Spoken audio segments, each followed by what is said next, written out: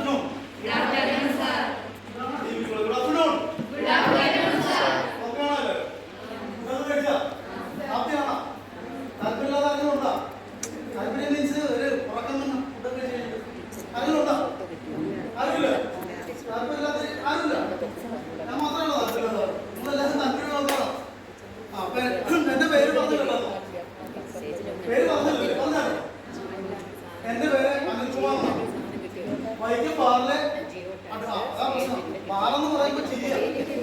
നമുക്കറിയാവുന്ന ബാറല്ലേ ഉള്ളല്ലേ? വൈകുന്നേരം എന്താ പരിപാടി? ഞാൻ പറഞ്ഞില്ലേ അല്ലേ? ഇത് ബാർ അസോസിയേഷൻ, അതായത് നമ്മുടെ പി ടി എന്നൊക്കെ പറയാം. പി ടി അല്ലേ? പി ടി വക്കീലന്മാരും ജഡ്ജിമാരും പരിപാടിയാണ് ബാർ അസോസിയേഷൻ. അവിടെ നിന്ന് പാനൽ ലോയേഴ്സ് ഉണ്ട്. ക്ലാസ് എടുക്കുക, ഓരോ കാര്യങ്ങളൊക്കെ ചെയ്യുക, ഫ്രീ ആയിട്ട് നിയമസഹായം കൊടുക്കുക. അപ്പൊ അതിന് വേണ്ടിയിട്ട് കുറച്ച് ആൾക്കാരുണ്ട്. അതിൽപ്പെട്ട ഒരാളാണ് ഞാൻ. ഇന്ന് എന്താ പറഞ്ഞത്, ഫോർച്ചുനേറ്റ്ലി ഓർ അൺഫോർച്ചുനേറ്റ്ലി ഇന്ന് ഇവിടെ വരാൻ പറ്റി. കാര്യം ഇന്ന് ചേർത്തലയിൽ കേസുണ്ടായിരുന്നു. ഞാനല്ലായിരുന്നു ഈ വിഷയമായിട്ട് ഇന്ന് പറഞ്ഞിട്ടുള്ള വിഷയം എന്താ? Woman empowerment and financial literacy. ഇത് കേട്ടപ്പോൾ തന്നെ എന്റെ തല കറങ്ങിയതാണ്. പക്ഷേ പിന്നെ ഇപ്പൊ പ്രിൻസിപ്പൾ പറയുന്നത് കാര്യം അത് ഷിനു എന്ന് പറഞ്ഞ അഡ്വക്കേറ്റിനാണ് കൊടുത്തിരുന്നത്. അപ്പൊ ഷിനു മാഡത്തിന് കുട്ടിയായിട്ട് ഹോസ്പിറ്റലിൽ പോകുന്നത്. അപ്പൊ അതുകൊണ്ട് രാവിലെ എന്നെ വിളിച്ചു കൊടുക്കും. അപ്പൊ ഞാൻ പറഞ്ഞു മാഡം ഇരിക്കുന്നത് പറ്റുന്നൊന്നുമല്ല, ചേർത്തലാണ് കേസ്. രാവിലെ ഞാൻ ചേർത്തലിൽ പോയ വഴി ബസ്സുകാർ കാണും, ഹോട്ടലിൽ ഇരുന്ന് വിളിച്ചു ചോദിച്ചു. അപ്പോൾ അവിടുത്തെ കോടതി അവധിയാണ്. അവിടെ മറ്റേ എന്തോ ഒരു ഉത്സവമായിട്ട് ബന്ധപ്പെട്ട് ചേർത്തല അവധിയാണ്. അപ്പൊ അതുകൊണ്ട് തിരിച്ചു. അപ്പൊ ഞാൻ പറഞ്ഞാൽ കേട്ടേക്കാൻ പറഞ്ഞു. അത് കഴിഞ്ഞപ്പോൾ വന്ന് നോക്കണപ്പോഴാണ് ഞങ്ങൾക്ക് സാധാരണ നമ്മൾ എടുക്കുന്ന വിഷയങ്ങളുണ്ട്. അതായത് പോക്സോ കേട്ടിട്ടില്ലേ? പോക്സോ, പിന്നെന്താ നമ്മുടെ മോട്ടോർ വെഹിക്കിൾ ആക്ട്, അല്ലെങ്കിൽ പിന്നെ എന്താ സൈബർ നിയമങ്ങളുണ്ട്. അങ്ങനെ അതുപോലത്തെ ആക്ടുകളൊക്കെ DV ആക്ട്, ഇതിനെക്കുറിച്ചൊക്കെ പറഞ്ഞിരിക്കണം. അപ്പോൾ ഇവിടെ വന്നു കഴിഞ്ഞപ്പോൾ എന്നാലും ഏറ്റവും പറയാതിരിക്കും. ഇവിടെ വന്നു കഴിഞ്ഞപ്പോൾ ടീച്ചർ ഒരു മുൻകൂർ ജാമ്യം എന്നുള്ള രീതിക്ക് പറഞ്ഞ് മൊത്തം എല്ലാത്തിനെയും കുറിച്ചൊരു അവയർനെസ് കൊടുത്താൽ മതി എന്ന് പറഞ്ഞു. അപ്പോൾ ലീഗൽ ലിറ്ററസി എന്നുള്ളൊരു കാര്യം. അതുപോലെ വുമൺ എംപവർമെന്റ്. എന്താണ് ഈ വുമൺ എംപവർമെന്റ്? അതിന്റെ മലയാളം, അതാണ് അതിന്റെ മലയാളം അല്ലേ? നിങ്ങൾ ഞാനൊരു കാര്യം ചോദിക്കണം. നിങ്ങൾ ഇവിടെ പഠിക്കുന്ന ഏത് ടീച്ചേഴ്സ് ഉണ്ട് അല്ലേ? പിന്നെ നിങ്ങളൊക്കെ ഇവിടെ പഠിക്കുന്ന വിദ്യാർത്ഥികളല്ലേ? ഏതെങ്കിലും ഒരു വിഷയം പഠിക്കുന്ന ആൾക്കാരാണോ? അതോ വിവിധ എല്ലാത്തിനും ഉണ്ട്. അതിന്റെ പേരെന്താ അല്ലേ? നമ്മൾ ആരംഭിക്കാം. നമ്മുടെ എണ്ണം കുറച്ചാണ്. ഇതിൽ നമുക്ക് തുടങ്ങാം. ഇത് എന്താ പറയുക, ഇതൊരു എന്താ, ഇതൊരു നമുക്ക് എന്താ ഒരു ക്ലാസ് എടുക്കുക ഇല്ലെങ്കിൽ കേട്ടിരിക്കുക എന്നൊരു വിഷയമാണ്. നമ്മളെല്ലാവരും ഒന്നാമത്തെ കാര്യം പറഞ്ഞ പോലെ എനിക്ക് ക്ലാസ് എടുക്കാൻ അറിയാൻ പറ്റില്ല. കാര്യം എന്താ പറയുക, പ്രൊഫഷണലി ആയിരുന്ന ലോയർ. നിങ്ങൾക്ക് കേസൊക്കെ ഉണ്ടെങ്കിൽ തന്നു കഴിഞ്ഞാൽ ഞാൻ നമ്മളൊന്നും പോകും. കേസൊക്കെ വിളിച്ചാൽ ക്ലാസ് എടുക്കുക ടീച്ചർമാരുടെ പരിപാടിയാണ്. അപ്പോൾ എനിക്ക് വലിയൊരു മേഖലയാണ്. പിന്നെ ഇവിടെ വന്ന സ്ഥിതിക്ക് കുറച്ച് നേരം പറഞ്ഞാൽ വന്നിരിക്കും അല്ലേ? പോരെ? അപ്പൊ എന്താ വുമൺ എംപവർമെന്റ്? ഇത് എനിക്കറിയാവുന്ന വിഷയം. അതായത് ഇതെല്ലാം കോൺസ്റ്റിറ്റ്യൂഷനും പിന്നെ കേസുകളുമായിട്ട് ബന്ധപ്പെട്ട കാര്യങ്ങളാണ്. സ്ത്രീകൾക്ക് ഇന്നത്തെ സമൂഹത്തിൽ നിങ്ങൾ പഴയ ഒരു 10 വർഷം അല്ലെങ്കിൽ ഒരു 5 വർഷം മുമ്പ് സ്ത്രീകൾ എങ്ങനെയായിരുന്നു, ഇപ്പോൾ സ്ത്രീകൾ എങ്ങനെയാണ്? എന്താ നിങ്ങളുടെ അഭിപ്രായം? സ്ത്രീകൾ മെച്ചപ്പെട്ടോ, അതേ മെച്ചപ്പെടാനുണ്ടോ, അതേ മെച്ചപ്പെട്ട് കവിഞ്ഞു പോയോ? എന്താ നിങ്ങളുടെ അഭിപ്രായം? മെച്ചപ്പെട്ടു, ഇനി മെച്ചപ്പെടാനുണ്ട് ആണോ? എന്താ നിങ്ങളുടെ അഭിപ്രായം? ഞാനൊരു ആക്ട് പരിചയപ്പെടുത്താം. DV ആക്ട് കേട്ടിട്ടുണ്ടോ? DV ആക്ട് കേട്ടിട്ടുണ്ടോ? ഡൊമസ്റ്റിക് വയലൻസ് ആക്ട് കേട്ടിട്ടുണ്ടോ? എന്താണ് ഡൊമസ്റ്റിക് വയലൻസിന്റെ മലയാളം? ഗാർഹിക പീഡന നിയമമാണ്. 2006 ഉണ്ടാക്കിയ ആക്ടാണ്. ഇവിടെ ഇരിക്കുന്ന കല്യാണം കഴിച്ച സാറന്മാരെ, കല്യാണം കഴിക്കാനുള്ള കുട്ടികളെ, ആൺകുട്ടികളെ, ആണുങ്ങളെ കുറിച്ചാണ് ഞാൻ പറയുന്നത്. ഇത് ഉണ്ടാക്കി വെച്ചിരിക്കുന്ന ഒരു കുടുക്കാണ്. കുടുക്കെന്ന് പറയണ്ടല്ലോ, ഈ കല്യാണം നമ്മൾ ടീച്ചറല്ലേ, ടീച്ചറെ ചിരിച്ചില്ലേ? ശരിക്കും ഒരു കൊലച്ചിരിയായിരുന്നു. അല്ല, നിങ്ങൾക്കിത് കേൾക്കുമ്പോൾ നിങ്ങൾക്ക് രസകരമായിട്ട് തോന്നും. ഞാൻ ഇന്നലെ ഒരുത്തിന് വേണ്ടിയിട്ട് കോടതിയിൽ പോയിട്ട് വാദിച്ചിട്ട് വരും. ഇതിന്റെ പ്രശ്നം എന്ന് പറയും, നമ്മൾ ഒരു സ്ത്രീയെ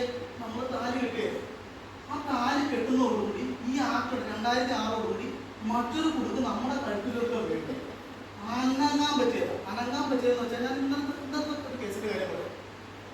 അവൻ കഷ്ടപ്പെട്ട് അധ്വാനിച്ചുണ്ടാക്കിയ വീടാണ്, 2 നില വീടാണ്. അവൻ്റെ അമ്മയെ അവൻ്റെ ഷെയറും കൂടി മേടിച്ചിട്ട് വന്നു ദൂരെയുള്ള സ്ഥലത്ത്, എവിടെയെന്ന് പറയുന്നത് ദൂരെ സ്ഥലത്തുള്ളതാണ്. ഇവിടെ വൈകിട്ട് വന്ന ആ സ്ത്രീയുടെ വീട് വൈകിട്ടാണ്. ഇവിടെ വൈകിട്ട് വന്ന് താമസിക്കുകയാണ്. അവൻ്റെ ഷെയറും അമ്മയുടെ അച്ഛൻ്റെ ഷെയർ അവരെയും കൂടി നോക്കണമെന്ന് പറഞ്ഞ് മേടിച്ചെന്ന് വന്നതാണ്. അത് വെച്ചിട്ട് അവനെ ഇവിടെ ഒരു വീടും സ്ഥലവും വാങ്ങിച്ചു. ഭാര്യയായിട്ട് സുഖമായിട്ട് താമസിക്കണം. 2 കുട്ടികളുമുണ്ട്. എന്തോ ചെറിയ പ്രശ്നത്തിന് ഒരു കശവിശ ഉണ്ടായി. അതോടുകൂടി കൊണ്ട് DVR എടുത്ത് കൊടുത്തു. ഇപ്പം തമിഴ്നാട്ടിൽ ജോലിക്ക് പോയി തിരിച്ചു വന്നപ്പോൾ അവസരം പ്രൊട്ടക്ഷൻ ഓർഡർ മേടിച്ചു വെച്ചു. പ്രൊട്ടക്ഷൻ ഓർഡർ എന്ന് പറഞ്ഞാൽ എന്താ പറയുക? ആ സ്ത്രീയെ പ്രൊട്ടക്ട് ചെയ്യണം. ആര് പ്രൊട്ടക്ട് ചെയ്യും? പോലീസ് പ്രൊട്ടക്ട് ചെയ്യും. നിലവിലിപ്പോ ഒരു DV ആക്ടുമായിട്ട് ഒരാൾ വന്നു കഴിയുന്ന DV ആക്ടുമായിട്ട് ഒരു സ്ത്രീ വന്നാൽ, ഒരു രാവിലെ ഇപ്പൊ എന്റെ ഓഫീസിലാണ് മനസ്സിലാക്കുന്നത്, രാവിലെ 10 മണിക്ക് ഒരു സ്ത്രീ വന്നാൽ അത് എഴുതി തയ്യാറാക്കുമ്പോൾ ഒരു 11 മണിക്ക് എഴുതി തയ്യാറാക്കും. 11 മണിക്ക് കോടതി ചെന്ന് കഴിഞ്ഞാൽ മജിസ്ട്രേറ്റിന് മുമ്പിൽ ചെല്ലും. മജിസ്ട്രേറ്റിന് മുമ്പിൽ ചെന്ന് ചോദിക്കും, മജിസ്ട്രേറ്റ് ചോദിക്കും എന്താ വക്കീലെ കാര്യം എന്ന് പറയും. ഞാൻ പറയും മാഡം ഇതാണ് ഇന്ന ആള്, ആരാ? രാധാമണി ആരും ഇല്ലല്ലോ അല്ലേ? ഇതാണ് രാധാമണിയുടെ വീട്ടിൽ പ്രശ്നമാണ്, ഭർത്താവ് അകസീനാണ് എന്ന് പറയും. ഇപ്പൊ എന്തൊക്കെ ഓർഡറാണ് വേണ്ടത് എന്ന് ചോദിക്കും. അപ്പൊ എന്ന് പറയാം പ്രൊട്ടക്ഷൻ ഓർഡർ വേണം. പ്രൊട്ടക്ഷൻ ഓർഡർ എന്ന് പറഞ്ഞാൽ എന്താ? ഇവരെ പ്രൊട്ടക്ട് ചെയ്യണം ആരിൽ നിന്നും, അവരുടെ ഹസ്ബൻഡിൽ നിന്നും. പിന്നെ റെസിഡൻഷ്യൽ ഓർഡർ വേണം എന്ന് പറഞ്ഞാൽ എന്താ അറിയോ? ഇവൻ കഷ്ടപ്പെട്ട് അധ്വാനിച്ചുണ്ടാക്കി ഇവന്റെ വീട്ടിൽ നിന്ന് അവരുടെ ഇറങ്ങി പോകാൻ പറഞ്ഞ ഓർഡറാണ്. അവര് ഞാൻ പറഞ്ഞ കേസിൽ അവർ മേടിച്ചു വെച്ചാണ്. ഈ 2 ഓർഡർ മേടിച്ചു നോക്കുമ്പോൾ ഇത് പ്രൊട്ടക്ഷൻ ഓഫീസർ ആരെന്നറിയോ? സ്ഥലം SHO ആയിരിക്കും. SHO എന്ന് പറഞ്ഞാൽ ആരാ? State house officer. SI ആയിരിക്കും വീട്ടിന്റെ വാതിൽക്ക് വന്നത്. ഇപ്പൊ ഇവൻ രാവിലെ പണിക്ക് പോയി, വൈകുന്നേരം വരുമ്പോൾ കാണാനറിയോ? SI വന്ന് ഇങ്ങനെ നിൽക്കും വീട്ടുകാർക്ക്. അപ്പൊ എന്താ ചോദിക്കും? സുരേഷ് എന്താന്ന് ചോദിക്കും. സാറേ എന്റെ വീടാണ്. നിന്റെ വീടാണ്. ഇപ്പൊ രാധാമണി ഓർഡർ മേടിച്ചിട്ടുണ്ട്. അപ്പൊ ഞാൻ എന്ത് ചെയ്യും? നീ എന്തെങ്കിലും ചെയ്യും. ഇപ്പൊ നിന്റെ പൈസ ഉണ്ടോ? പണിക്ക് പോയിട്ടുണ്ടോ? പൈസ ഉണ്ട്, ആ പൈസ കൊടുക്കും. കാര്യം ഇവർക്ക് ഉള്ള മെയിൻ്റനൻസിന്റെ കാര്യം കൂടി ഇതിൻ്റെ അത് പറഞ്ഞിട്ടുണ്ട്. അപ്പൊ പൈസ കൊടുക്കാൻ പറയും. ഞാൻ എന്ത് ചെയ്യണം? ഞാൻ എവിടെ കിടന്നു? നീ എവിടെയെങ്കിലും പോയിക്കോളാം. അപ്പൊ ഇവൻ എന്നും രാവിലെ പണിക്ക് പോകണം, കൃത്യമായിട്ട് പൈസ നമുക്ക് കൊടുക്കണം. പക്ഷെ ഇവൻ ആ വീട്ടിലേക്ക് വാങ്ങിച്ചത്. ഇതാണ് DV ആക്ട്. ഇതിന്റെ ഒരു കുഴപ്പം എന്ന് പറയുമോ? നല്ലതാണ്, സ്ത്രീകൾക്ക് വേണ്ടി നല്ലതാണ്. പക്ഷെ ഇതിന്റെ ഒരു കുഴപ്പം, ഒരു ഈ ലീഗൽ എന്ന് പറയാം, നമ്മുടെ നിയമത്തിൽ ലീഗൽ മാക്സിംസ് ഉണ്ട്. അതായത് ബേസിക്കലി പാലിക്കേണ്ട ചില കാര്യങ്ങളുണ്ട്. ഓഡിയോ ഓട്ടം പാർട്ടം എന്ന് പറഞ്ഞിട്ടൊരു മാക്സിമം ലീഗൽ മാക്സിമം. അതായത് തീർത്ത അന്തസ്സൈഡ് എന്ന് പറഞ്ഞാൽ എന്താ? മറ്റൊരാളെ കേൾക്കാം. ഉദാഹരണത്തിന് മോളുടെ പേരെന്താ? ആർദ്ര. മോളുടെ പേരെന്താ? മീരയും ആർദ്രയും കൂടി വെളിയിലേക്ക് പോയി. നമ്മളിപ്പോ ഇവിടെ നിന്ന് സംസാരിച്ചുകൊണ്ടിരിക്കുക. മീര ആർദ്ര വെളിയിലേക്ക് പോയി. വെളിയിൽ പോയിട്ട് മീര കവളം കൊത്തിപ്പിടിച്ചിട്ട് ഓടി വന്ന് പറഞ്ഞു, ആർദ്ര എന്നാ മൂത്രപ്പരയുടെ അവിടെ എടുത്ത് തല്ലിയെന്ന് പറഞ്ഞു. ആർദ്ര എന്നാ ലൈബ്രറിയിൽ ഇട്ട് ആർദ്ര എന്നെ ഒരു അടി തന്നെന്ന് പറഞ്ഞു. ഓക്കെ, നമ്മൾ എന്ത് ചെയ്യും? പ്രിൻസിപ്പൾ എന്ത് ചെയ്യും? ഉടനെ മീനേനെ സസ്പെൻഷൻ എഴുതി കൊടുക്കോ? എന്ത് ചെയ്യും? മറ്റേയാളെ ആർദ്രക്ക് മീരക്ക് പറയാമെന്ന് നമ്മൾ കേട്ടു. ഇനി ആർദ്രക്ക് പറയാമെന്ന് കേൾക്കണ്ടേ? പക്ഷെ ഈ നിയമത്തിൽ ആദ്യം അതില്ല, രണ്ടാമതുണ്ട്. ആദ്യം അതില്ല. അതായത് ഒരു സ്ത്രീ എന്തെങ്കിലും ഒരു ഓർഡർ സീക്ക് ചെയ്തിരുമ്പോൾ ആദ്യം തന്നെ കോടതി എഴുതിയെന്ന് കൊടുക്കും. അത് കഴിഞ്ഞിട്ട് കേൾക്കും. കേട്ട് കഴിഞ്ഞില്ല വരുമ്പോൾ എല്ലാം കണക്കാണ്. അതായത് അവരെന്ത് പറയുന്നു ഇതിന്റെ ഒരു, അതായത് DV ആക്ടിന്റെ ഒരു കാര്യം ഏതാണ്? പ്രൊട്ടക്ഷൻ, അതായത് വുമൻസിന് വേണ്ടി പ്രൊട്ടക്ഷൻ വേണ്ടിയിട്ടുള്ള ഒരു നിയമമാണ്. അത് എക്സിക്യൂട്ട് ചെയ്തു വരുമ്പോൾ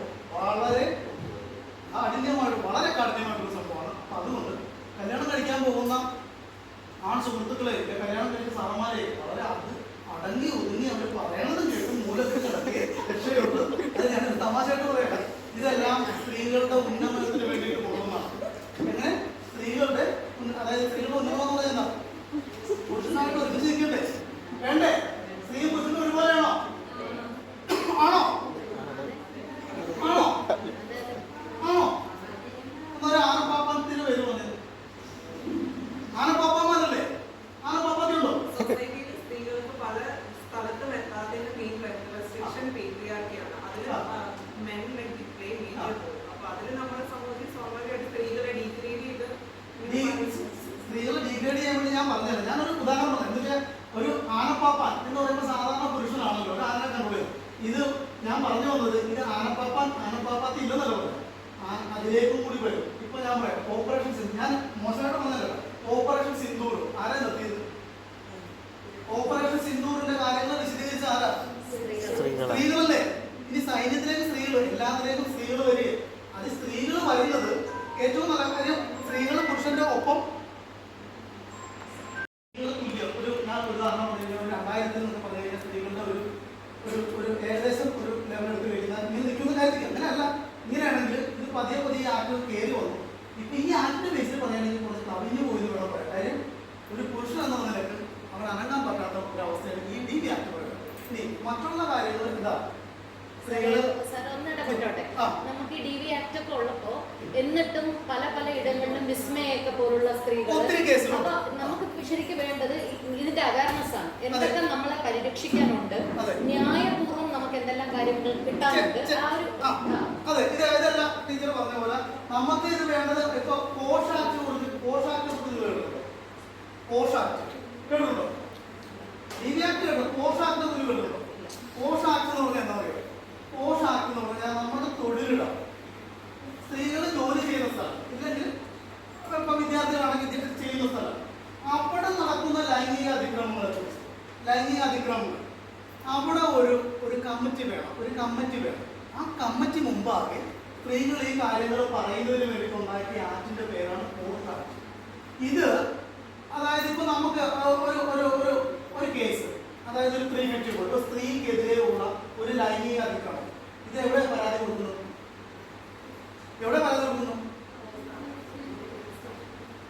പോലീസിലല്ലേ? പോലീസിലല്ലേ പരാതി കൊടുക്കണം. ഈ പോഷാക്ട് പ്രകാരം നിങ്ങളിപ്പോ ഞാൻ പറയാം, നിങ്ങളുടെ ഈ കോളേജിൽ പോഷാക്ട് പ്രകാരം ഒരു കമ്മിറ്റി, അത് മസ്റ്റാണ്. അങ്ങനെ ഒരു കമ്മിറ്റി ഉണ്ടാക്കിയാൽ അതിന്റെ അതായത് ഈ കോളേജിലെ പ്രിൻസിപ്പൾ ആയിരിക്കും അതിന്റെ ഹെഡ്. പിന്നെ അതിൽ ആ വിഭാഗത്തിൽ, അതായത് അതിൽ ആ ഒരു കോളേജ് എന്ന് പറഞ്ഞ ഒരു കൂട്ടമാണ്. അതിൽ ഏറ്റവും സീനിയർ ആയിട്ടുള്ള ഒരാൾ ഇത് മെമ്പറായിട്ട് വരും, ബാക്കി 2 സ്ത്രീകൾ മെമ്പറായിട്ട് വരും. ഇതിന്റെ ഒരു ഗുണം എന്ന് പറഞ്ഞാൽ ഇവിടെ ഒരു ലൈംഗിക അതിക്രമം ഉണ്ടായാൽ, ശ്രമം ഉണ്ടായാൽ, നമുക്കൊരു പരിചയമില്ലാത്തൊരു പോലീസുകാരന്റെ മുമ്പിൽ ചെന്ന് പറയുന്നതാണോ നല്ലത്, നമ്മുടെ പ്രിൻസിപ്പളോട് പറയുന്നതാണോ? ഏതായിരിക്കും നല്ലത്? പ്രിൻസിപ്പളോട് നമുക്കറിയാവുന്ന, അല്ലെങ്കിൽ മറ്റൊരു ടീച്ചറും പ്രിൻസിപ്പലിനെ കൊടുത്തിട്ടുണ്ടാവും. അപ്പൊ അവരോട് പറയുന്നതല്ല നല്ലത്. ഇതിനു വേണ്ടിയിട്ടുണ്ടാക്കിയ ആക്ടാണ് പോഷാക്ട്. അതായത് ഈ 354 എന്ന് വെച്ചാൽ outraging modesty of A woman എന്ന് പറഞ്ഞാൽ എന്താ?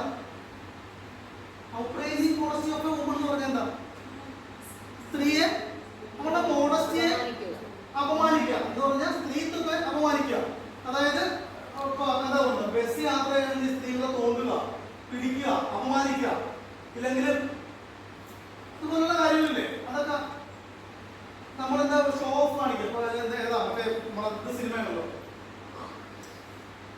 SI സിനിമയാണല്ലോ, എന്നാ സിനിമ? ജിവിക്കോടിന്റെ സിനിമ പറയേ സാറേ, ഇവനൊരു 10-11 മണി ഉച്ചയാകുമ്പോൾ ഒരു കുളിയുണ്ട്. ഇവൻ ഈ പട എന്ത് ചെയ്ത ബാത്റൂമിൽ കുളിക്കുക, ഇവരെല്ലാം കാണിച്ചിട്ട് പുറത്താണ് കുളിക്കുന്നത്. എന്നാ പിന്നെ അങ്ങോട്ട് നോക്കാതിരുന്നാ പോലും ശൂശു എന്ന് വിളിച്ചാൽ നോക്കി പോ സാറേ, എന്നൊക്കെ കേട്ടിട്ടില്ലേ? അതിന്റെ പേരെന്താണ്? അവൻ കാണിക്കുന്ന പരിപാടിയുടെ പേരാണ് എന്താണ്? അതായത് ഒരു 18 വയസ്സിൽ താഴെയുള്ള കുട്ടീനെയാണ് ഇത് കാണിക്കുന്നതെങ്കിൽ പോക്സോ ആക്ട് പ്രകാരം അയാൾ അകത്ത്. ഇനി ഒരു സ്ത്രീയാണ് ഇത് കാണിക്കുന്നതെങ്കിൽ 354 വരും. അത് എക്സിബിഷൻ എന്ന് പറയുന്ന വകുപ്പിൽ വരും. അത് ഒരു ഉദാഹരണം മാത്രം. പിന്നെ ഈ പറഞ്ഞ ജസ്റ്റേഴ്സ്, അതുപോലെ ഒത്തിരി കാര്യങ്ങൾ വരും. ഇതെല്ലാം പറഞ്ഞത്, ഇതെല്ലാം സ്ത്രീകളെ സംരക്ഷിക്കുന്നതിന്റെ പോഷാക്ട് ആണെങ്കിലും ഈ പോക്സോ ആക്ടിന്റെ വശങ്ങളാണെങ്കിലും ഇതെല്ലാം സ്ത്രീകളെ സംരക്ഷിക്കുന്നതിന് വേണ്ടിയിട്ട് ഉണ്ടാക്കിയിരിക്കുന്ന നിയമങ്ങളാണ്. ഇനി അതായത് നിങ്ങൾ ഈ സമൂഹവും നിയമവും തമ്മിൽ വല്ല ബന്ധമുണ്ടോ? ഉണ്ടോ? നമ്മുടെ സൊസൈറ്റി, നമ്മുടെ നിയമങ്ങൾ തമ്മിൽ വല്ല ബന്ധമുണ്ടോ? ബന്ധമില്ലേ? ഇല്ലേ? നമ്മുടെ നിയമം എന്താ? നമ്മുടെ സൊസൈറ്റി എന്താണെന്ന് അതുതന്നെയല്ലേ നമ്മുടെ നിയമം, അല്ലേ? കണ്ണാടി പോലെയാണ് ശരിക്കും. നമ്മളെ കണ്ണാടി നോക്കി ആരാ കാണുന്നത്? നമ്മളല്ലേ കാണുന്നത്. അപ്പൊ തന്നെ കുമാരചേട്ടൻ കാണിയല്ലോ, ഇതിൽ കുറവ് നിന്നാൽ ചിലപ്പോൾ കാണുമല്ലേ, അല്ലാതെ കാണിയല്ലോ. അപ്പൊ നമ്മുടെ സമൂഹം എന്താണെന്നറിയാൻ നമ്മുടെ നിയമങ്ങൾ മാത്രം എടുത്താൽ മതി. ഉദാഹരണത്തിന് ഒരു ഉദാഹരണം ഞാൻ പറയാം. അഡൾട്ടറി എന്ന് നിങ്ങൾ കേൾക്കും. ആരാ കേട്ടിരിക്കണം? എന്താണ് അഡൾട്ടറി? പറഞ്ഞോ.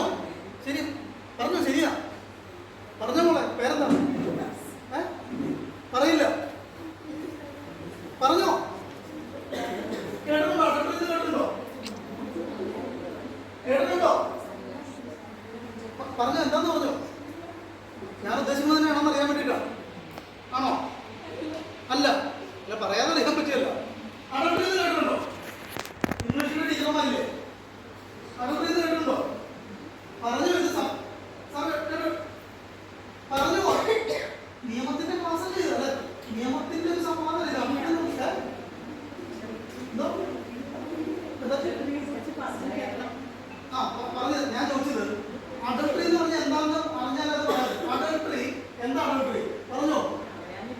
അറിയാനിട്ടാണ്. അറിയാവുന്ന ആരെങ്കിലുണ്ടോ? മോള് പറഞ്ഞോ, അറിയാമോ? അഡൾട്ടറി എന്ന് പറഞ്ഞു കഴിഞ്ഞാല് അതായത് ഒരു ഭാര്യ ഭർത്താവ്, നിയമപരമായിട്ട് കല്യാണം കഴിക്കുന്ന ഭാര്യ ഭർത്താവ്, അവർ തമ്മിലല്ലാതെ മറ്റൊരാളുമായി ഏർപ്പെടുന്ന ലൈംഗിക ബന്ധത്തിന്റെ പേരാണ് അഡൾട്ടറി. അതായത് ഒരു ഭാര്യ ഭർത്താവും അവർ തമ്മിലല്ലാതെ വെളിയിലുള്ള ഒരാളുമായിട്ട് ഏർപ്പെടുന്ന ലൈംഗിക ബന്ധത്തിന്റെ പേരാണ് അഡൾട്ടറി. സമൂഹം മാറിയ കാര്യം പറയാമോ? നിയമവുമായിട്ട് ബന്ധപ്പെട്ട് നമ്മൾ നോക്കിക്കഴിഞ്ഞാൽ അറിയാൻ പറ്റുന്ന ഒരു കാര്യം പറയാമോ? ഇത് നിയമപ്രകാരം ഒരു ക്രൈമാണോ? ഇതന്നെയാണോ ഉദ്ദേശിച്ചത്? അഡൾട്ടറി ആണോ? അപ്പൊ ഇതൊരു ക്രൈമാണോ? അല്ലയോ? ക്രൈമാണ്. ഇതൊരു ക്രൈമാണോ? ഇപ്പോഴും ക്രൈമാണോ? ആണോ? അല്ലേ? അല്ലെന്ന് പറയുന്നത് എത്ര പേരുണ്ട്? അഡൾട്ടറി ഒരു ക്രൈം അല്ലെന്ന് പറയുന്നത് എത്ര പേരുണ്ട്?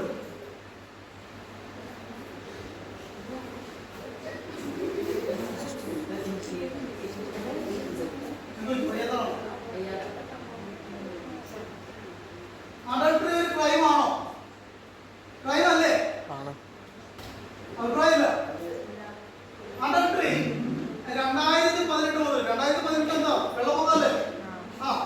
2018 മുതൽ Muhammad Yusuf versus union of India എന്നുള്ള കേസ് മുതൽ adultery is not a crime. ഇതൊരു ക്രൈം അല്ല, ബട്ട് ഇറ്റ്സ് എ ടോർട്ട്. ഇതൊരു വിവാഹബന്ധം വേർപ്പെടുത്തുന്നതിന് വേണ്ടിയിട്ടുള്ള കാരണമായിട്ട് വേണമെങ്കിൽ നമുക്ക് കണക്കാക്കാം. പക്ഷെ ഇതൊരു ക്രൈം അല്ല. അതൊക്കെ മുമ്പ് വരെ അഡൾട്ടറി ഒരു ക്രൈം ആയിരുന്നു.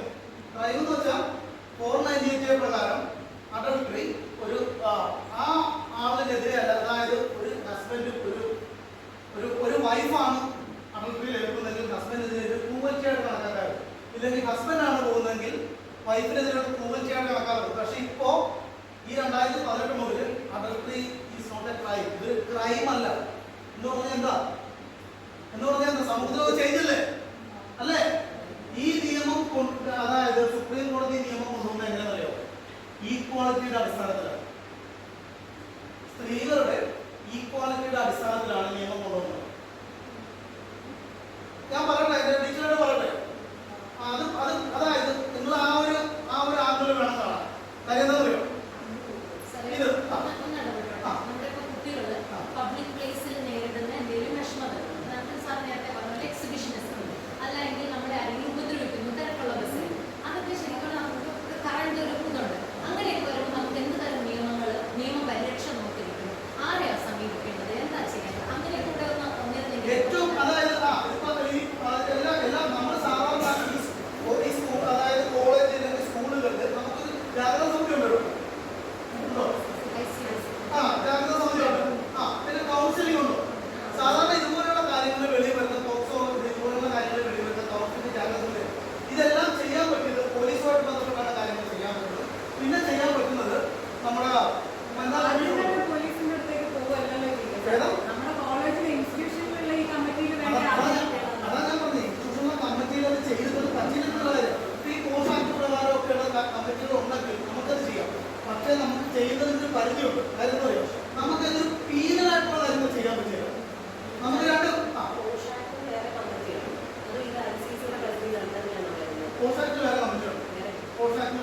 ആ നിയമത്തിൽ പറയുന്ന കുറച്ച് കാര്യങ്ങളും പോലെ തന്നെയാണ്. അപ്പൊ നമുക്കത് പീനലൈസ് ചെയ്യാൻ പറ്റില്ല. കാര്യം ഒരു ശിക്ഷ കൊടുക്കാൻ പറ്റില്ല. പക്ഷെ നമുക്കത് കുറച്ചുകൂടി എളുപ്പത്തിൽ കൊണ്ടുവരാൻ പറ്റും. അതായത് ഒരാൾക്ക് ഒരു ലൈംഗിക അതിക്രമം നേരിട്ടാൽ അത് കുറച്ചുകൂടി സ്മൂത്തായിട്ട് സമൂഹത്തിൽ നമുക്ക് കൊണ്ടുവരാൻ പറ്റും. പക്ഷെ നമുക്ക് മാഡം പറഞ്ഞ പോലെ ഇവിടെ നമുക്ക് അതിന് ശിക്ഷ വിധിക്കാൻ പറ്റില്ല. ശിക്ഷ വിധിക്കാൻ പറഞ്ഞാൽ കോടതിക്ക് പറ്റും അല്ലേ? പക്ഷെ അത് കുറച്ചുകൂടി തുറന്നു കൊണ്ടുവരാൻ പറ്റും. അപ്പൊ ഞാൻ പറഞ്ഞത് സമൂഹത്തിൽ വന്ന ചേഞ്ചിന്റെ കാര്യമാണ്. ഈ നിയമം കോടതി പരിഗണിച്ച ഈക്വാലിറ്റി അടിസ്ഥാനത്തിലാണ് എന്ന് പറഞ്ഞാൽ എന്താ പറയുക? നമുക്ക് ഒരു സിനിമയിൽ തന്നെ ഒരു ഉദാഹരണം. നമ്മുടെ മീശമാധവൻ എന്ന് പറഞ്ഞ സിനിമ കാണാറുണ്ട്. എല്ലാവരും നമ്മുടെ സിനിമയല്ലേ മീശമാധവൻ? മീശമാധവൻ സിനിമയിൽ ജഗതിയുടെ കഥാപാത്രത്തിന് വേണ്ട പിള്ളാച്ചൻ അല്ലേ? പിള്ളാച്ചൻ രാവിലെ വൈകുന്നേരം എവിടെ പോണത്? ആരുടെ വീട്ടിലാണ് പോണത്? ആ സ്ത്രീ പട്ടാളം പുരുഷന്റെ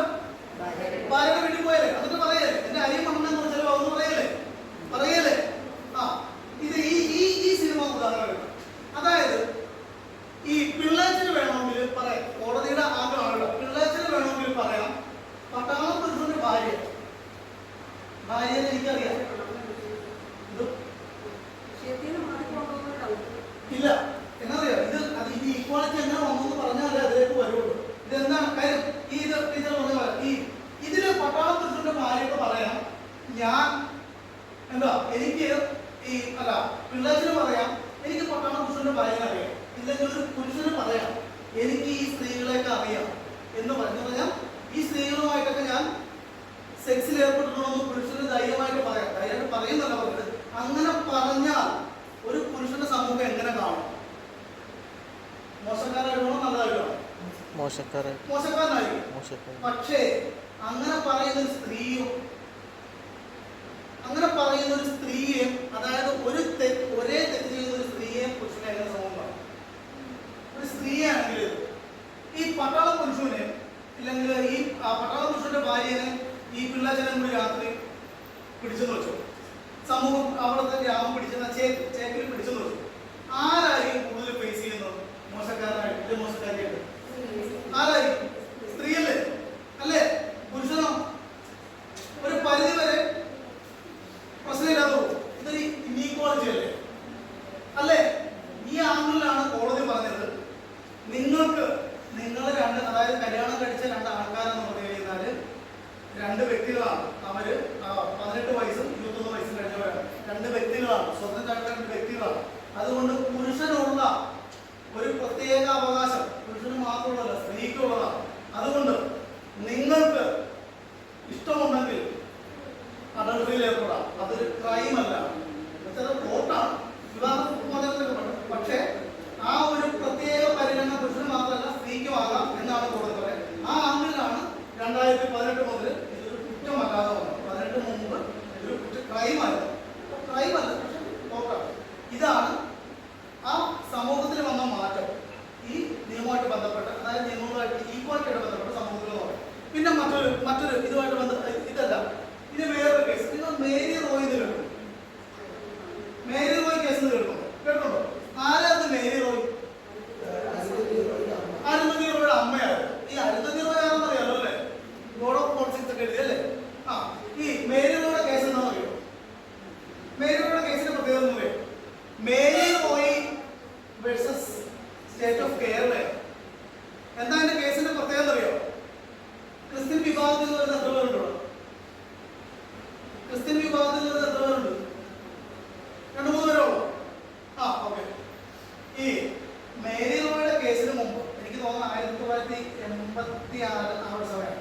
അതിന് മുമ്പ് ക്രിസ്ത്യൻ കുടുംബങ്ങളിൽ അവരുടെ സ്വത്ത് കാര്യങ്ങൾ കൈകാര്യം ചെയ്തിരുന്നത്, പാകം ചെയ്തിരുന്നത് ട്രാവൻകൂറിലുണ്ടായിരുന്ന നിയമമാണ്. ട്രാവൻകൂറിലുണ്ടായിരുന്ന 1900 ആ ഒരു സമയത്തുണ്ടായിരുന്ന ഒരു നിയമം വെച്ചിട്ടാണ് ഇതെല്ലാം ചെയ്തിരുന്നത്. അതായത് ഒരു ക്രിസ്ത്യൻ ഫാമിലിയിൽ നിന്ന് ഒരു പെൺകുട്ടിയെ കല്യാണം കഴിച്ച് വിട്ടാൽ പിന്നെ ആ പെൺകുട്ടിക്ക് അച്ഛൻ്റെ സ്വത്തിൽ അവകാശമില്ലെന്നായിരുന്നു അതുവരെയുള്ള നിയമം. ഈ മേരി റോയുടെ കേസ് വരുന്നതുവരെയുള്ള നിയമം. മേരി റോയ് കേസ് കൊടുത്തപ്പോൾ കോടതി എന്താ പറഞ്ഞത്? ആ പുരുഷന്, അതായത് ഈ സ്ത്രീയുടെ ആങ്ങളമാരുണ്ടല്ലോ, ആങ്ങളുണ്ടല്ലോ, ആ ആങ്ങളൊക്കെ എന്ത് അവകാശമുണ്ടോ അതോ അവകാശം തന്നെ ആ സ്ത്രീക്ക് കൊടുക്കാനാണ് പറഞ്ഞത്. അതാണ് Mary Roy versus state of കേരളയാണ്. പിന്നെ അതിനെഴുതിയിട്ട് സുപ്രീം കോടതി നടന്നു. യൂണിയൻ ഓഫ് ഇന്ത്യ എന്നുള്ള രീതിക്ക് മാറിയ കേസ്. അതാണ് ആ മേരി റോയ് കേസിന്റെ പ്രത്യേകത. ആ കേസ് പ്രകാരമാണ് എല്ലാവർക്കും ശരിയല്ലേ? നേരത്തെ എങ്ങനെയായിരുന്നു? ആർക്കും അവകാശം സ്വത്തിൽ. പക്ഷെ ഇതിന് വേറൊരു വശം കൂടി ഇല്ലേ? ഒരു സ്ത്രീയെ കല്യാണം കഴിച്ചു വിടുമ്പോൾ കുറച്ച്, അതായത് ഒരു ഭാഗം സ്ത്രീധനം എന്നുള്ള രീതിക്ക് കൊടുത്തു വിടിയായിരുന്നോ? ഇല്ലായിരുന്നോ? അല്ലേ? സ്ത്രീധനം ആ വാക്ക് ഉപയോഗിക്കാൻ പറ്റില്ല, പക്ഷെ എന്നാലും കൊടുത്തു വിടിയായിരുന്നോ? അതങ്ങനെയുണ്ട്. പക്ഷെ ഈ സ്ത്രീക്ക് അവകാശം കിട്ടിയത് ഈ ഒരു മേരി റോയ് കേസിലൂടെയാണ്. അതുപോലെ മറ്റൊരു കേസ് Nargis Mishra versus state of India. ഈ കേസിന്റെ പ്രത്യേകത എന്ന് പറയുന്നത് ഇതെല്ലാം സ്ത്രീകളുടെ അവകാശത്തിന് വേണ്ടിയിട്ട് വന്ന ഇന്ത്യയിൽ നടന്ന നിയമ പോരാട്ടം കൊണ്ട് ഫലമായിട്ടുള്ള കേസുകളാണ്. ഈ Nargis Mishra versus state of union of India എന്ന് പറയുന്ന കേസിൽ ഈ നർഗീസ് മിശ്ര എന്ന് പറയുന്ന ആള് എയർ ഹോസ്റ്റസ് ആണ്. എയർ ഹോസ്റ്റസ് എന്ന് പറഞ്ഞാൽ എന്താ? ഫ്ലൈറ്റില് എയർ ഹോസ്റ്റസ് ഇല്ലേ? എയർ ഹോസ്റ്റസ് ആണ്. അപ്പൊ എയർ ഇന്ത്യയുടെ എയർ ഹോസ്റ്റസ് ആണ്. അപ്പൊ അവർക്കൊരു നിയമമുണ്ട്. എന്താ പറയുക? ഈ സ്ത്രീക്ക് ജോലി ചെയ്യാം എത്ര വയസ്സ് വരെ? പുരുഷന് പ്രായം 50-60 വയസ്സുണ്ട്. സ്ത്രീക്ക് പ്രായപരിധി 35 വയസ്സാണ് അവർ പറഞ്ഞിരിക്കുന്നത്. ഒന്നല്ലെങ്കിൽ 35 വയസ്സ്, അല്ലെങ്കിൽ വിവാഹം കഴിഞ്ഞിട്ട് ആ സ്ത്രീ പ്രഗ്നന്റ് ആയി കഴിഞ്ഞാൽ 35 വയസ്സായി കഴിഞ്ഞാൽ പിരിച്ചുവിടും. ഇനി 35 വയസ്സല്ലെങ്കിൽ അതൊക്കെ മുമ്പ് അവർ വിവാഹം കഴിക്കാൻ കുഴപ്പമില്ല, പക്ഷെ പ്രഗ്നന്റ് ആകാൻ പാടില്ല. വിവാഹം കഴിക്കാം, പക്ഷെ പ്രഗ്നന്റ് ആകാൻ പാടില്ല. പ്രഗ്നന്റ് ആയാൽ ഇത് പിരിച്ചുവിടും. കോടതിയെ സമീപിച്ചത്. കാര്യം എന്താ പറയുക, 35 വയസ്സ് കഴിഞ്ഞാൽ സ്ത്രീയുടെ സൗന്ദര്യം പോയി, പിന്നെ സ്ത്രീയുടെ ഇതാകുന്നു ആ ഒരു കൺസെപ്റ്റിന്റെ പുറത്താണ് ഈ നിയമം ഉണ്ടാക്കി എയർ ഇന്ത്യ വെച്ചിരിക്കണം. ആ സ്ത്രീയുടെ ഗ്ലാമർ പോയി, പിന്നെ എയർപോസ്റ്റസ് ആയിട്ട് നിൽക്കുന്നതിൽ കാര്യമില്ല, നമ്മൾ ഒഴിവാക്കും. ഇനി പ്രഗ്നന്റ് ആയാലോ, ഒരു കുട്ടിക്ക് ബർത്ത് കൊടുത്താലോ സ്ത്രീയുടെ സൗന്ദര്യം പോകുന്നല്ലേ പറയണം. അപ്പൊ ഈ 2 ആംഗിളിലാണ്. ഇനി ഒന്നല്ലെങ്കിൽ പ്രഗ്നന്റ് ആയിക്കഴിഞ്ഞാൽ ഇല്ലെങ്കിൽ 35 വയസ്സ് കഴിഞ്ഞാൽ. അപ്പൊ ഇതൊരു നല്ല നിയമമാണോ? മീൻസ് ഒരു ഡിസ്ക്രിമിനേഷൻ അല്ലേ? അല്ലേ? ജെൻഡർ ഇൻഇക്വാളിറ്റി അല്ലേ? ജെൻഡർ ഇൻഇക്വാലിറ്റി എന്ന് പറഞ്ഞാൽ എന്താ വ്യത്യാസം അല്ലേ? ആർട്ടിക്കിൾ 40 പറഞ്ഞത് ഈക്വാലിറ്റിയുടെ കാര്യം അല്ലേ? Equality before law, equal protection of law അല്ലേ? ശരിയല്ലേ? സ്ത്രീയും പുരുഷനും തമ്മിൽ ഇന്നോവേറ്റ് പാടില്ല. അപ്പൊ ഈ ഒരു കേസിൽ, അതായത് ഈ നർഗീസ് മിശ്രയുടെ കേസിൽ കോടതി പറഞ്ഞതാണ് ഇതൊരു ജെൻഡർ ഇൻഇക്വാലിറ്റി ആണ്. അപ്പൊ അതുകൊണ്ട് അത് മാറ്റി അതിനുശേഷം വന്ന എന്നാ എയർ ഹോസ്റ്റസുമാർക്ക് ഇപ്പോൾ അവർക്ക് കല്യാണം കഴിക്കാം, കുട്ടികൾക്ക് ജന്മം നൽകാം, മെറ്റേണിറ്റി ലീവുണ്ട്, പിന്നെ പ്രായ പരിധി നീട്ടിയിട്ടുണ്ട്. എത്ര വയസ്സാണെന്ന് അറിയാൻ 50 45 അങ്ങനെയാണ്. അതാണ് ആ ഒരു കേസിൽ വന്നത്. അപ്പൊ ഇതുപോലുള്ള വിവിധങ്ങളായിട്ടുള്ള കേസുകളിലാണ് നമ്മൾ സ്ത്രീകളെ, അതായത് അവരുടെ സ്വാതന്ത്ര്യത്തിലേക്ക് വേണ്ടി, ഉന്നമനത്തിന് വേണ്ടിയിട്ട് എടുത്തിട്ടുള്ളത്. അപ്പോൾ ഒരു സുപ്രഭാതത്തിൽ സ്ത്രീയും പുരുഷനും ഒരുമിച്ച് വേണം, ഇല്ലെങ്കിൽ ഒരുമിച്ചായി എന്ന് പറഞ്ഞ് കുത്തി കുറച്ച് വന്നതല്ല. ഇതെല്ലാം ഗ്രാജുവലായിട്ട് സ്റ്റെപ്പ് ബൈ സ്റ്റെപ്പായിട്ട് വന്ന കാര്യങ്ങളാണ്. അപ്പോൾ ഈ EV ആക്ട് ആണെങ്കിലും പോഷ് ആക്ട് ആണെങ്കിലും ഈ പറഞ്ഞ കേസുകളാണെങ്കിലും ഇതെല്ലാം സ്റ്റെപ്പ് ബൈ സ്റ്റെപ്പായിട്ട് സ്ത്രീകളുടെ ഉന്നമനത്തിന് വേണ്ടിയിട്ട് ഉണ്ടാക്കിയിട്ടുള്ള കാര്യങ്ങളാണ്. ഇനി ഈ പറയുന്ന പോലെ എന്താ പോക്സോ ആക്ട് കേട്ടില്ലേ? പോക്സോ ആക്ട് ഈ പറയുന്ന പോലെ സ്ത്രീകൾക്ക് മാത്രമല്ല, 18 വയസ്സിൽ താഴെയുള്ള എല്ലാവർക്കും ഉള്ള ആക്ടാണ് പോക്സോ. അതൊരു വേറൊരു ഭാഗമാണ്. പിന്നെ ഇതുമായിട്ട് ബന്ധപ്പെട്ട, അതായത് ഈ സ്ത്രീകളുടെ ഉന്നമനമായിട്ട് ബന്ധപ്പെട്ട മറ്റുള്ള നിയമം എന്ന് വെച്ച് കഴിഞ്ഞാൽ ഒന്ന് ഈ പോഷാക്ട് പറഞ്ഞു, പിന്നെ ഉള്ളത് 354 കുറച്ച് കാര്യങ്ങൾ ഉണ്ട്. പിന്നെ വരുന്നത്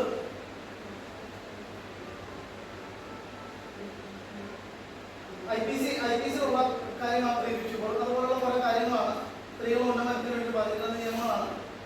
പിന്നെ ശരിക്കും നമ്മുടെ ഒരു നിയമവ്യവസ്ഥ പെണ്ണിന് അനുകൂലമാണ് ഇപ്പോ?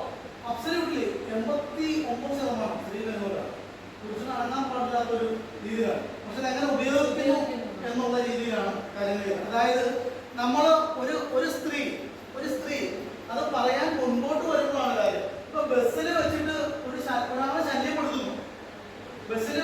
ശല്യപ്പെടുത്തുന്നു, ആ സ്ത്രീ കരുതിയാണ് ഇത് പറഞ്ഞാൽ നാണക്കേടാവും, പറയണ്ട, മിണ്ടാതിരിക്കാം, ഇത് അനുഭവിച്ച് മിണ്ടാതിരുന്നാൽ അതിനൊന്നുമില്ല. പക്ഷെ ആ സ്ത്രീ എപ്പോഴാണ് അതിനെ പ്രതികരിക്കുന്നത്, ആ സമയം മുതൽ നിയമം സ്ത്രീയുടെ ഒപ്പമാണ്. എപ്പോഴും സ്ത്രീ എന്ന് പറഞ്ഞു കഴിഞ്ഞാൽ അദൃശ്യമായ കാര്യങ്ങളായിട്ട് ഒരു 1000 കാര്യങ്ങളാണ് സ്ത്രീയുടെ പുറത്ത് നിയമമുണ്ട്. അത് നമ്മളെപ്പോഴും ഉപയോഗിക്കണം എന്നുള്ളതാണ് അതിൻ്റെ കാര്യം. എന്തെങ്കിലും സംശയങ്ങളുണ്ടോ ഇപ്പൊ ഇതുവരെ പറഞ്ഞതിൽ വെച്ചിട്ട്?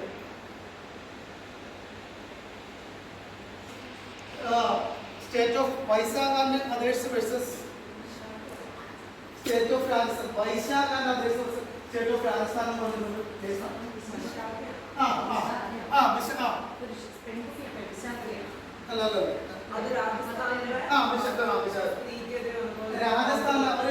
രാജസ്ഥാനിലൊരു വിശാഖ എന്ന് പറഞ്ഞ രാജസ്ഥാനിലെ ഒരു ലേഡിയാണ്. അവരൊരു ആക്ടിവിസ്റ്റാണ്. അത് ശരിക്കും അവരുടെ ഒറിജിനൽ പേരല്ല. അവരെ basically she belong to a lower caste woman ആയിരുന്നു. അവരെ ഈ ചൈൽഡ് മാരേജിനെതിരെ അവർ പ്രവർത്തിച്ചുകൊണ്ട് അവിടുത്തെ അപ്പർ കാസ്റ്റ് ആയിട്ടുള്ള ആൾക്കാരെ അവരെ റേപ്പ് ചെയ്യായിരുന്നു. അപ്പൊ അതിനെതിരെ അവർ ഫൈറ്റ് ചെയ്തപ്പോൾ അവർക്ക് നമുക്ക് ശരിക്കും പേര് കൊടുക്കാൻ പാടില്ല. അതിന് പകരം കൊടുത്തൊരു പേരാണ് വിശാഖ. ഇപ്പം ICC ഫോം ചെയ്തിരിക്കുന്നത് basically internal complaints committee form ചെയ്തിരിക്കുന്നത് വിശാഖ കമ്മിറ്റി ഗൈഡ് ലൈൻ പ്രകാരം.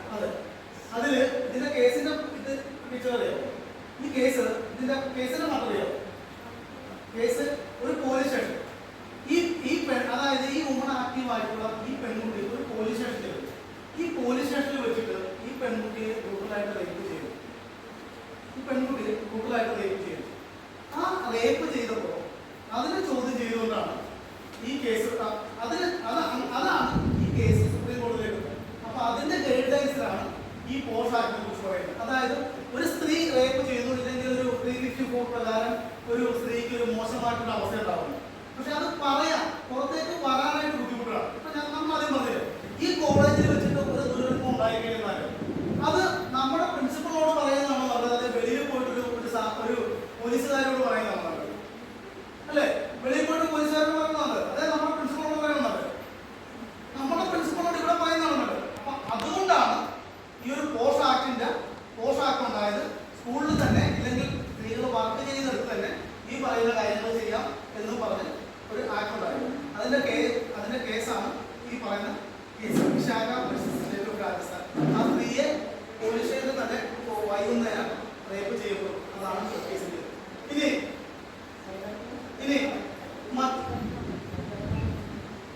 ഇനി മറ്റൊരു കേസ് നമ്മളുടെ Mohammad Ahmad Khan versus Shahbano Begum. Mohammad Ahmad Khan versus Shahbano Begum 1985 case. ഈ കേസ് എന്നറിയോ? അതായത് മുസ്ലിം വിഭാഗത്തിൽപ്പെട്ട സ്ത്രീകൾക്ക്, മുസ്ലിം വിഭാഗത്തിൽപ്പെട്ട ആൾക്കാർക്ക് ഒന്നിലധികം വിവാഹം കഴിക്കാവുന്നൊരു, അതായത് മുസ്ലിം നിയമപ്രകാരം ഒന്നിലധികം വിവാഹം കഴിക്കാമല്ലോ. പക്ഷേ അതൊരു എന്താ, ഇപ്പൊ നമ്മുടെ ഇന്ത്യൻ നിയമപ്രകാരം ഇല്ലെങ്കിൽ അതൊരു മുസ്ലിം നിയമം വ്യക്തി നിയമമാണ്. അത് പ്രകാരം ഒന്നിലധികം വിവാഹം കഴിക്കാം. പക്ഷേ ഈ വിവാഹം ഷഹബാന ബീഗം എന്ന് പറഞ്ഞു കഴിഞ്ഞാൽ മുഹമ്മദ് അഹമ്മദ് ഖാന്റെ നാലാമത്തെ ഭാര്യയായി. മുഹമ്മദ് അഹമ്മദ് ഖാൻ 86-ാമത്തെ വയസ്സിൽ 5ാമത് കല്യാണം കഴിച്ചപ്പോൾ, അല്ല 4ാമത് കല്യാണം കഴിച്ചപ്പോൾ ഈ ആദ്യ ഭാര്യ ഷഹബാന ബീഗം 4ാമത് കല്യാണം കഴിച്ചപ്പോൾ ഷഹബാന ബീഗം പ്രായമായി രോഗിയായിട്ടുള്ള അവസ്ഥയാണ്. പക്ഷേ മുഹമ്മദ് അഹമ്മദ് ഖാൻ മറ്റൊരു 4ാമത് കല്യാണം കഴിക്കുകയാണ്. അപ്പോൾ ഈ ഷഹബാന ബീഗം കോടതിയെ സമീപിച്ചു. എന്നിട്ട് പറഞ്ഞു, എനിക്ക് മെയിൻ്റനൻസ് വേണം. 125 CRPC പറയുന്നത് മെയിൻ്റനൻസ് ഓഫ് വുമൺ ആണ്. അതായത് വിവാഹം കഴിച്ച ഒരാൾ ആ സ്ത്രീയെ അവർക്ക് മെയിൻ്റനൻസ് കൊടുക്കണം, ജീവനാംശം കൊടുക്കണ്ടേ, വേണ്ടേ? അപ്പൊ അതാണ് പറയുന്നത്. അപ്പോൾ ഈ മുഹമ്മദ് അഹമ്മദ് ഖാൻ പറഞ്ഞത് എനിക്കത് ബാധകമല്ല. കാര്യം എന്താ? എൻ്റെ വ്യക്തി നിയമമുണ്ട്. എൻ്റെ വ്യക്തി നിയമപ്രകാരം എനിക്ക് ഒന്നിലധികം കല്യാണം കഴിക്കാം. എനിക്ക് മൊഴി ചൊല്ലിയാൽ മതി. മൊഴി ചൊല്ലിക്കഴിഞ്ഞാൽ പിന്നെ ആ ഭാര്യയ്ക്ക് ചെലവ് കൊടുക്കേണ്ട കാര്യം എനിക്കില്ല എന്ന് പറഞ്ഞു. ആരാ? മുഹമ്മദ് അഹമ്മദ് ഖാനിന്റെ ഹാജരായ വക്കീൽ കോടതി പറഞ്ഞു. അപ്പൊ കോടതി പറഞ്ഞത് വ്യക്തി നിയമം ആണെങ്കിലും ഇത് സ്ത്രീത്വത്തിനെതിരെയുള്ള ഒരു, അല്ല ശരിയല്ലേ? ഡിസ്ക്രിമിനേഷൻ അല്ലേ? അപ്പൊ പാവപ്പെട്ട സ്ത്രീയോട് പറഞ്ഞെന്താ, നിങ്ങൾക്ക് എന്താ ചെലവിന് തരുന്ന കാര്യം എനിക്കില്ല, എനിക്ക് മറ്റു കല്യാണം കഴിക്കാം എന്ന് പറഞ്ഞപ്പോൾ കോടതി പറഞ്ഞു അത് നടക്കില്ല. അവർക്ക് ഇതൊരു ജെൻഡർ ഇനീക്വാലിറ്റിയാണ്. അതുകൊണ്ട് അവർക്കും കൂടി മെയിൻ്റനൻസ് കൊടുക്കാം. അതിൽ പിന്നെയാണ് മുസ്ലിം സ്ത്രീകൾക്കും മെയിൻ്റനൻസുള്ള അവകാശമുണ്ടെന്ന് പറഞ്ഞ് വന്ന ഒരു കേസുകൾ ഏതെങ്കിലും നമ്മുടെ പിള്ളേരുമായി ബന്ധപ്പെട്ടതോ കോളേജുമായി ബന്ധപ്പെട്ടതോ ഈ പ്രായത്തിലുള്ളവരുടെ നിയമപരീക്ഷയെ പറ്റി ബോധം വരുന്നതുമായിട്ടുള്ള കേസുകളുണ്ടോ? അത് സ്പെസിഫിക് ആയിട്ട് ഇപ്പൊ സാധാരണ എഴുതി വെച്ചിട്ടുണ്ട്.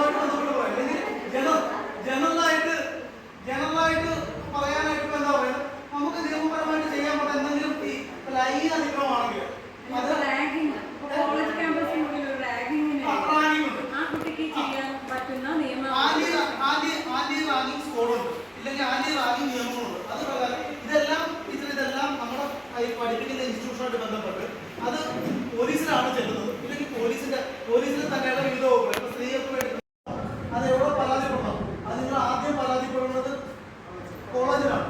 കോളേജിൽ വെച്ചിട്ട് നിങ്ങൾ ഈ പറയുന്ന പോലെ, പക്ഷെ കോളേജിൽ വെച്ച് പരാതിപ്പെട്ട് കഴിഞ്ഞാൽ ബസ്സുകാരനെ ശിക്ഷിക്കാനോ ബസ്സുകാരെ നടപടി എടുക്കാനോ പറ്റില്ല. അതിനാക്കാൻ പറ്റണം, കോടതിക്ക് പറ്റുള്ളൂ. പോലീസ് വഴി കോടതിക്ക് പറ്റുള്ളൂ. ഇതെല്ലാം എല്ലാ നദികളും ചെന്ന് ചേർന്ന കടലാണെന്ന് പറഞ്ഞാൽ ഇതെല്ലാം കോടതിക്ക് ചെയ്യാൻ പറ്റുള്ളൂ. ഇല്ലെങ്കിൽ കോടതിക്ക് ചെയ്യാൻ പറ്റുള്ളൂ. അങ്ങോട്ട് എങ്ങനെ എത്തുന്നു എന്നുള്ളത് ഇപ്പൊ ഏതെങ്കിലും ഒരു ഉദാഹരണം പറഞ്ഞാൽ നമുക്കിപ്പോ ഇതേപോലെ മൊബൈൽ ഫോൺ കളഞ്ഞു പോയി. മൊബൈൽ ഫോൺ കളഞ്ഞു പോയി കഴിഞ്ഞാൽ ആദ്യം ചെയ്യേണ്ടത് പോലീസിൽ കോളേജ് നമ്മുടെ സ്കൂളിൽ കോളേജിൽ പറയണം. പക്ഷെ ആദ്യം ചെയ്യേണ്ടത് നമ്മുടെ മൊബൈൽ നമ്പറും നമ്മുടെ മൊബൈലിന്റെ ഏത് ഫോണാണ് അല്ലെങ്കിൽ ഏത് മോഡലാണ് ഇതുപോലത്തെ കാര്യങ്ങളില്ലേ, അതുപോലത്തെ കാര്യങ്ങൾ എന്നാണ് കളഞ്ഞു പോയത് എന്ന് വെച്ചിട്ട് എവിടെ വെച്ചാണ് കളഞ്ഞു പോയെന്ന് വെച്ചിട്ട് പോലീസ് പരാതി കൊടുക്കുകയാണ് ചെയ്യേണ്ടത്. നമ്മുടെ പോലീസ് സ്റ്റേഷൻ തലവറപ്പില്ലേ അല്ലേ, തലവറപ്പ് പോലീസ് സ്റ്റേഷൻ ആദ്യം പരാതി കൊടുക്കും. കളഞ്ഞു പോകുന്ന സ്ഥലത്തെ പോലീസ് സ്റ്റേഷനാണ് പരാതി കൊടുക്കുന്നത്. കളഞ്ഞു പോകുന്ന സ്ഥലത്തെ പോലീസ് സ്റ്റേഷനാണ് പരാതി കൊടുക്കുന്നത്. കാര്യം ഒരു സംഭവം നടന്നാൽ അത് അതായത് ഈ ജൂറിഡിക്ഷൻ എന്ന് പറഞ്ഞൊരു കേട്ടിട്ടുണ്ടോ? ജൂറിഡിക്ഷൻ എന്ന് പറഞ്ഞാൽ എന്താ? അധികാരപരിധി. ആ അധികാരപരിധിയുണ്ട്. അതായത് നമ്മളൊരു ക്രൈം നടക്കുമ്പോൾ എവിടെ വെച്ചാണ് നടന്നത് അവിടെയാണ് കേസ് കൊടുക്കുന്നത്. ഇല്ലാതെ ഇപ്പൊ ചെക്ക് കേസൊക്കെ ആണെങ്കിൽ ശരിയാ. ഇപ്പൊ ബാധി താമസിക്കുന്ന സ്ഥലം ഇല്ല, പ്രതി താമസിക്കുന്ന സ്ഥലം ഇല്ലെങ്കിൽ ഇവരുടെ ബിസിനസ് ചെയ്യുന്ന സ്ഥലം അവിടെ എവിടെ വേണേ കൊടുക്കാം. ഈ അല്ലാതെ കൊണ്ടുള്ള ക്രൈം കേസുകളിൽ സാധാരണ എവിടെയാണോ ക്രൈം നടന്നത് അവിടെയാണ് ആ കോടതിക്കാണ് കൊടുക്കുന്നത്. അപ്പൊ അവിടെ കൊടുക്കും. മൊബൈൽ ഫോൺ പോയത് എവിടെയെന്ന് വെച്ച് കഴിഞ്ഞാൽ തിരുവനന്തപുരത്ത് പോയപ്പോഴാണ് മൊബൈൽ ഫോൺ പോയത്. അവിടുത്തെ പോലീസ് സ്റ്റേഷനിൽ കൂടെ കേസ് കൊടുക്കുക. പക്ഷെ ഇപ്പോ ഈ പറയുന്ന പോലെ ഭാരതീയ ന്യായ സമിതിയുടെ ആയി കഴിഞ്ഞപ്പോൾ ഈ FIR ലോഡ്ജ് ചെയ്യുന്നതിലും ഒരു വ്യത്യാസമല്ല, ഒരു കുറച്ചുകൂടി ഈസി ആയി. കാര്യം തിരുവനന്തപുരത്തെ പോലീസ് സ്റ്റേഷനിലേക്ക് നമുക്ക് ഇവിടുത്തെ പോലീസ് സ്റ്റേഷനിലേക്ക് FIR ഇട്ട് അങ്ങോട്ട് അയച്ചു കൊടുത്താൽ മതി. നേരത്തെ അത് പറ്റിയതാണ്. ഇവിടെ FIR ഇട്ട് അങ്ങോട്ട് അയച്ചു കൊടുത്താൽ മതി, അവർ റിസീവ് ചെയ്തിട്ട് അവിടെ കാര്യങ്ങൾ ചെയ്തു. മാത്രം പ്രാക്ടിക്കലാണെന്ന്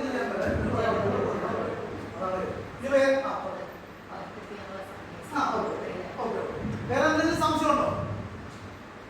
എന്തെങ്കിലും സംശയമുണ്ടോ പറഞ്ഞ കാര്യങ്ങളെ കുറിച്ച്? സ്ത്രീകൾ നേരിടുന്ന എന്തെങ്കിലും പ്രശ്നങ്ങളെ കുറിച്ച് എന്തെങ്കിലും സംശയമുണ്ടോ?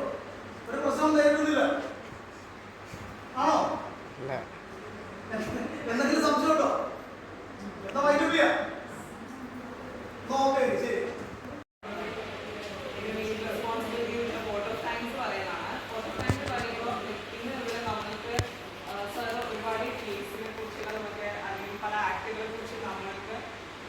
പറഞ്ഞു തന്നു. ഒരു ഇംഗ്ലീഷ് അധ്യാപിക ആയതുകൂടി തന്നെ ഞാൻ സ്റ്റാർട്ട് ചെയ്യുന്നത് ജെൻഡർ സോഷ്യൽ കൺസ്ട്രക്ഷൻ എന്നാണ് ജൂഡിത്ത് ബട്ട്ലർ പറയുന്നത്. ജെൻഡർ എന്ന് പറയുന്ന ആണും പെണ്ണും അല്ലെങ്കിൽ മറ്റൊരു ജെൻഡർ ആണെന്ന് പറയുന്നത് നമ്മളെ ഡിസ്ക്രിമിനേറ്റ് ചെയ്യുന്ന സൊസൈറ്റി നമ്മളിലേക്ക് ഇടുന്ന ഒരു കൺസ്ട്രക്ഷനാണ്. അപ്പോൾ അതിൽ നിന്ന് തന്നെയാണ് പലതരം ഡിസ്ക്രിമിനേഷൻസും നമ്മൾ ഫേസ് ചെയ്യുന്നത്. കാലം മാറുന്നുണ്ട്, അതിനനുസരിച്ച് നമ്മൾക്ക് എംപവർമെന്റ് വരുന്നുണ്ട്. പക്ഷെ നമ്മൾ ഇപ്പോഴും ഇക്വാലിറ്റി എന്ന് പറയുന്ന ഒരു ക്വസ്റ്റ്യനിലേക്ക് നമ്മൾ എത്തിയിട്ടില്ല. പല സ്ഥലത്തും now you will see women as drivers or doing lot of work. ഇപ്പോൾ തന്നെ നമ്മൾ ഇക്വാലിറ്റി എന്ന് പറയുമ്പോൾ നിയമത്തിന്റെ മുന്നിൽ മാത്രമല്ല നമ്മൾ ഡിസ്ക്രിമിനേഷൻ ഏതൊക്കെ രീതി ഫേസ് ചെയ്യുന്നത് പല രീതിയിലും. You cannot walk at night, രാത്രി കഴിഞ്ഞ് പുറത്തേക്ക് സന്ധ്യയിലൊക്കെ പോകാൻ പറ്റില്ല. നമ്മളുടെ എഡ്യൂക്കേഷൻ, നമ്മുടെ ചോയ്സസ്, ഏത് കോഴ്സ് പഠിക്കണം, നമുക്ക് ഏത് ഡ്രസ്സ് ഇടണം, ഇതൊക്കെ നമ്മൾക്ക് അവിടെയൊന്നും നമ്മളെ എന്താ പറയുക, നമുക്ക് നമ്മുടെ റൈറ്റ്സ് പല സാഹചര്യത്തിലും എക്സ്പ്രസ് ചെയ്യാൻ പോലും പറ്റാത്തൊരു സിറ്റുവേഷൻ ആണ്. ലൈക്ക് ഇപ്പോൾ ഞാനും നിങ്ങളും തമ്മിൽ ഞാൻ ഇപ്പോഴും എൻ്റെ ക്ലാസ്സിൽ പറയുന്നത് you people belong to gen Z generation. ഞാനൊരു 90s ജനറേഷൻ മുന്നിലേക്ക് ഒരിക്കലും എനിക്ക് എൻ്റെ കാഴ്ചപ്പാടിലേക്ക് നിങ്ങളെ ഫുള്ള് ചെയ്യാൻ പറ്റില്ല. മറിച്ച് one thing I can do is I can always grow with you. ഇന്നത്തെ കാലത്ത് നമ്മൾക്ക് ഒരുപാട് കാര്യങ്ങൾ നിയമങ്ങൾ ഒക്കെ പഠിപ്പിച്ചു തരുന്നത് നിങ്ങളുടെ ഒപ്പം നമ്മളും വളരുക എന്നുള്ളത് മാത്രമേ നമ്മുടെ അടുത്തൊരു ഓപ്ഷനും. അപ്പോൾ അങ്ങനെയുള്ള പുതിയ പുതിയ അറിവുകൾ നിങ്ങൾക്ക് ഉണ്ടാവട്ടെ. പുതിയ നിയമങ്ങളെ കുറിച്ച് ലൈക്ക് എസ്പെഷ്യലി സാറ് പറഞ്ഞു നമ്മൾ ചിലപ്പോൾ പല ആൾക്കാരും കല്യാണം കഴിക്കുന്ന ആൾക്കാരായിരിക്കാം. ഈവൻ ദോ നോട്ട് ലൈക്ക് നമ്മൾക്ക് ഒരു എന്താ പറയുക ഈ ഡൊമസ്റ്റിക് വയലൻസ് എന്നൊക്കെ പറയുന്നത് വളരെ ക്രൂഷ്യലാണ്. നമ്മുടെ സമൂഹത്തിൽ നോക്കുകയാണെങ്കിൽ സ്ത്രീകൾ അല്ലെങ്കിൽ നമ്മുടെ തന്നെ വീട്ടിലുള്ള ആൾക്കാർ പല രീതിയിലും എന്താ പറയുക കടന്നു പോകുന്നതാണ്. Like half of the marriage is like on compromise in our society. നമ്മൾക്ക് എന്താണ് ടോക്സിക് എന്താണ് നോൺ ടോക്സിക് എന്ന് അറിയാൻ പോലും പറ്റാത്തൊരു ഇതാണ്. അത് നമ്മുടെ കുറ്റമല്ല, ബട്ട് ഇത് ഇസ് ദ സൊസൈറ്റി, ഇത് ഇസ് ദ പേട്രിയാർക്കി എന്നുള്ള ഒരു സിറ്റുവേഷനാണ്. എന്ത് ആയാലും ഇന്ന് നമ്മൾക്ക് പല നിയമങ്ങളെക്കുറിച്ചും സ്ത്രീകൾക്ക് വേണ്ടിയിട്ട്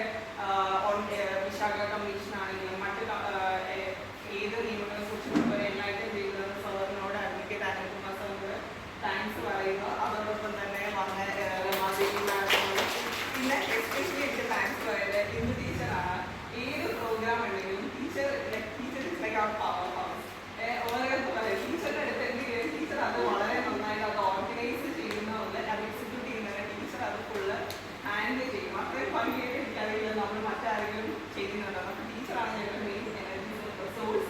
ആൻഡ് ടീച്ചർ എസ്പെഷ്യലി താങ്ക്സ് പറയുന്നു. എല്ലാം വന്ന എല്ലാവർക്കും ഒരുപാട് താങ്ക്സ്.